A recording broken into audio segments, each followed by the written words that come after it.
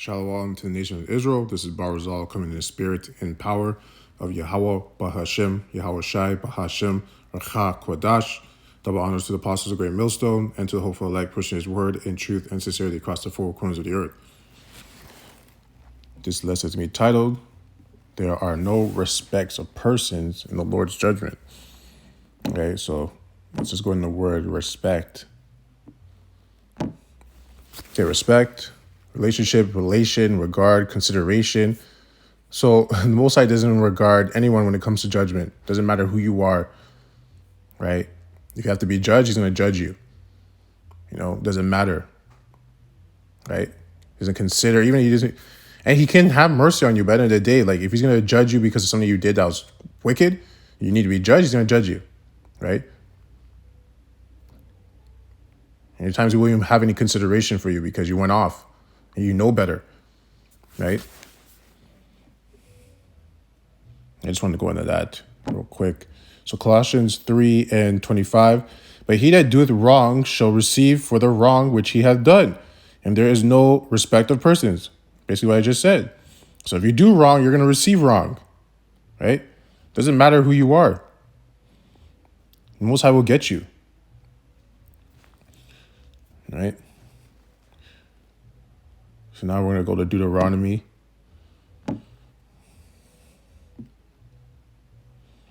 Ten and 17.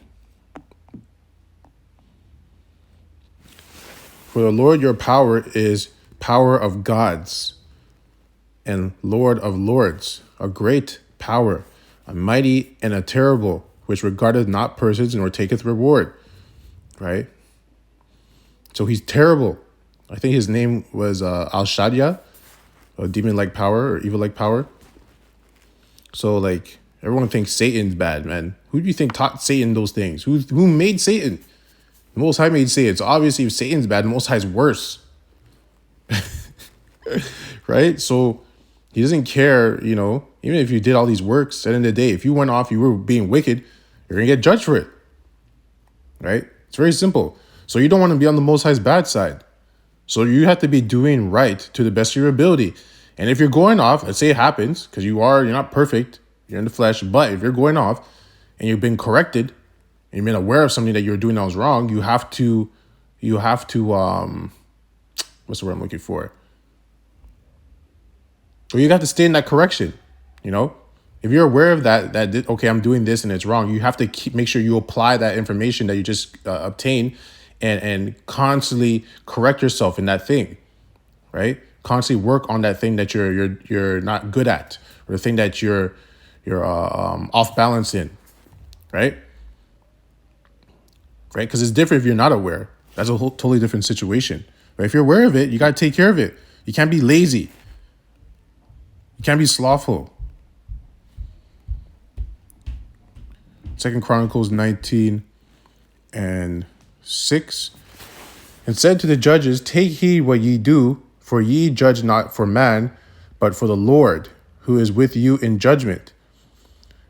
Wherefore now let the fear of the Lord Yahweh be upon you. Take heed and do it.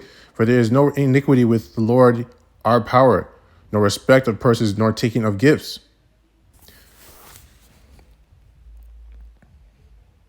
Right? So that's why when you have to be very careful, right? You have to be very, very, very careful. So a brother, even if it's not a brother, if anyone tells you something that you're doing wrong, you have to really look at yourself and see, okay, is this person right? And if they're right, then you need to do this. You need to correct yourself. Because the Most High can use anybody. He can use someone that's in the truth and use someone that's not in the truth to tell you something, to give you information. Because the Most High is everywhere. Right? Yahweh is everywhere. Yahweh Bashem Yahweh Shai is everywhere. Right? So if he makes you aware of something that you're not doing or something that you're bad at, that you need to get better at, you need to do it. Because if you don't, after that, think of it as a grace period. After that, now you're going to get judged for it. So it is hard work, constantly working on yourself. It's work, right? You constantly have to focus. You constantly have to apply, be diligent. And then, on top of it, let's do videos, study and everything like that, everything, So like, if you're aware of those things that you need to be doing, do it. Because if you don't do it, you're gonna get judged for it because he knows your mind too. He knows your heart. So he knows that you're aware of those things. You're just not doing it because you're lazy. Right? I was like, oh, I don't want to do it today. Right? And yes, the Most High has mercy on who he wants to have mercy on, but you don't want to be in that state or that area or that category where you're like, oh, like where it's like he might have mercy on you or he might not. Why not just do the right thing so you don't have to worry about that? So you don't have to be on his bad terms with him. No, you don't want to be in the state where he might have mercy on you. No, it's like not doing your homework. And let's say you have an assignment due on Thursday, and it's Wednesday, and you're like, I'll just hand it on Thursday when it's supposed to be done on Thursday, right? And let's say you don't finish doing it, and Thursday comes around, and you're hoping the teacher will give you a slide because maybe the teacher likes you, right? So you're hoping the teacher will allow you to hand it in later on that day, even though there's a deadline, or maybe even the next day. It may or may not happen. Maybe it will, maybe it won't, right? But you don't want to play that game. You'd rather just get your work done on the timeline when it's supposed to be done. So you don't have to worry about that. Not procrastinating, not being lazy, Because you have to understand your flesh. Like when once you're aware of something, you got to do it because the flesh is weak. The spirit is willing, but the flesh is weak. So the flesh is not going to want to do those things because it's weak. It's lazy. The spirit is not lazy, right? 2 Chronicles 15:13, that whosoever would not seek the Lord Yahweh, power of Israel, should be put to death, whether small or great, whether man or woman. So the Most High Yahweh B'Shem Shai does not care whether you're a man or woman, whether you're young or old, right? Whether you're small or great, he does not care, right? You're going off, he's going to take care of you. Whether whether it's to just maybe he's gonna have mercy on you and just like look, tell you like, okay, you need to stop doing this because this is what's going to lead to, or he's going to judge you right there, right? Because you are aware of it and you just weren't doing it. Me personally, I'd rather be the one that's just doing his work and not being on bad terms with him. And if I'm made aware of something I'm not doing, I'll do it. You don't want to be on bad terms with Yahweh B'Shem Shai. You're playing a dangerous game where you're just going to lose because it's not even a game. It's a game where you're just going to lose. You're not going to win. Ezekiel 9:4. And the Lord said unto him, go through the midst of the city, through the midst of the Jerusalem, and set a mark upon the foreheads of the men that sigh and that cry for all the abominations that be done in the midst thereof, which is the elect it's talking to, because they're getting the Thawa, which is exempt from judgment. So you want to get that Thawa, right? Be exempt from judgment, because the judgment's coming, right? Jacob's trouble, and then the missiles, right? So you want to be exempt from that, and everything else that's coming with that too, in between.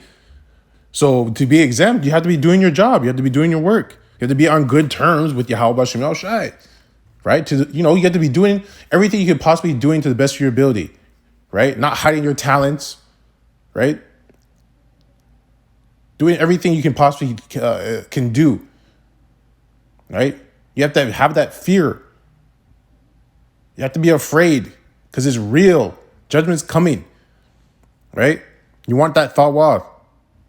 You want Yahweh, you want Yahweh Shai to give you that crown at the end, And to the others he said, in mine hearing, go ye after him through the city and smite. Let not your eyes spare, neither have ye pity. Slay utterly old and young, both maids and little children and women, but come not near any man upon whom is the mark, and begin at my sanctuary. Right? So you'll start with the house of Israel. That's what he's going to start with. The ones that know that they're Israelites, and they know the truth. They know who Yahweh and Yahweh Shai is. They know, basically, they know the truth. He's going to start with them because they are aware. They're most aware. They are completely aware. Right? And Passover is coming. Right? And about the Passover, story about the Passover, that angel was Yahweh Shai. And when they put the mark of the blood on the poles of the doors, you think of it as the Thawa, because they got exempt from judgment, right? Now this time coming around, it's going to be different. Now it's going to only be the elect, right? And on the Passover, since the Passover is coming, that's why I mentioned it.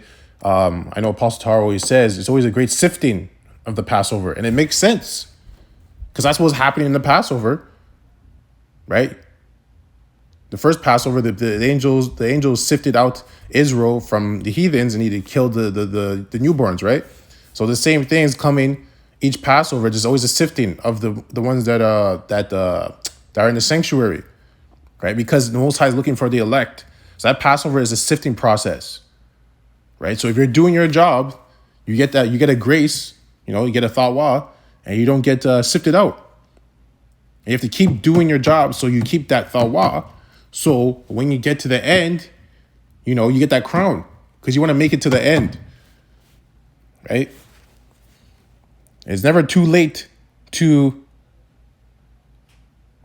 Well, you want to be safe than sorry, right? You don't want to be the guy that's waking up at the last minute and start doing his work when he was aware of it before because maybe something happened, right? You need to stay hot. You need to stay hot and on fire, right? Then they began at the ancient men which were before the house, right? So Most High is going to start with the house, the sanctuary, his sanctuary, the ones that know. Here we go to Deuteronomy, 10 and 15, or 10 and 16. It's the last one. Deuteronomy 10 and 16.